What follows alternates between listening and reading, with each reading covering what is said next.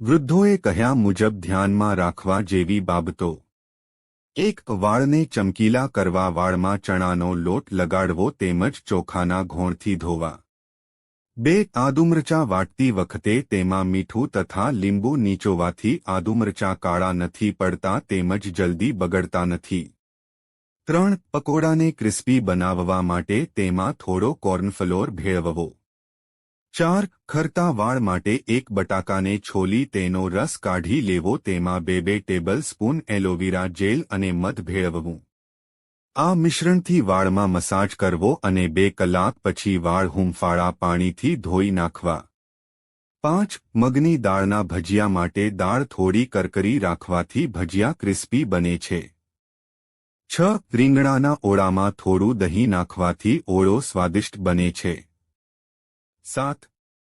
ગુલાબજળ તથા ગ્લિસરીન ભેળવી ચહેરા, ગરદન, હાથ પર લગાડી થોડીવાર રહી ઠંડા પાણીથી ધોવાથી સનબર્નમાં રાહત થાય છે. 8. ભીંડાના શાકમાં થોડું દહીં તથા ચણાનો લોટ નાખવાથી શાક સ્વાદિષ્ટ લાગે છે.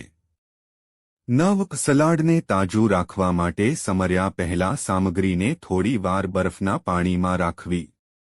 10. બે મોઢાવાળા વાળ, વાળનું ખરવું, કોરા વાળ, ખોડો વગેરે મૂંઝવણોથી છુટકારો મેળવવા માટે હર્બ્સનો ઉપયોગ કરી શકાય છે.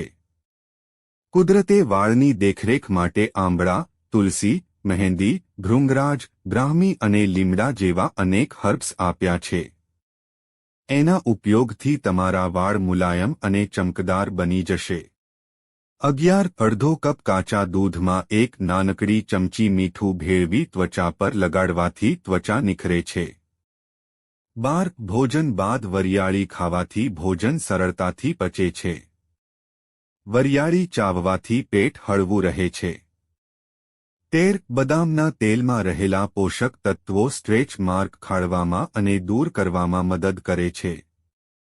પેટ અને જાંઘ જેવા ભાગમાં રહેલા સ્ટ્રેચ માર્ક દૂર કરવા બદામના તેલનો ઉપયોગ કરો. તેનાથી ત્વચા સુવાળી અને લવચીક પણ બનશે. 14. બટાટાના કોફતા બનાવતી વખતે બટાકાના છુંદામાં પનીર ભેળવું અથવા બ્રેડની 2 સ્લાઇસ લઈ તેની કિનારી દૂર કરી ભેળવવાથી ખોપતા ક્રિસ્પી બને છે. 15. હોઠ પર સવાર સાંજ શુદ્ધ ઘી હળવા હાથે લગાડવાથી હોઠ ફાટશે નહીં તેમજ હોઠ ખૂબસૂરત લાગશે. 16. ચકરીમાં મલાઈ નાખવાથી ચકરી મુલાયમ બને છે.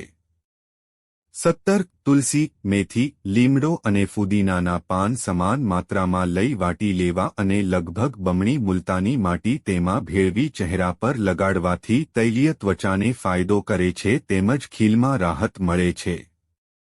18. ફરસીપુરીમાં ડાલડા તથા તેલનું મોણ નાખી બનાવવાથી ફરસીપુરી ક્રિસ્પી બને છે. મિત્રો, વિડીયોમાં જણાવેલી માહિતી તમને કેવી લાગી તે કમેન્ટમાં જણાવો. વિડીયો પસંદ આવ્યો હોય તો વિડીયોને લાઇક કરો, શેર કરો અને સબસ્ક્રાઇબ કરીને બેલ આઇકન પર પ્રેસ કરો. વિડીયો જોવા બદલ આપ સૌનો આભાર.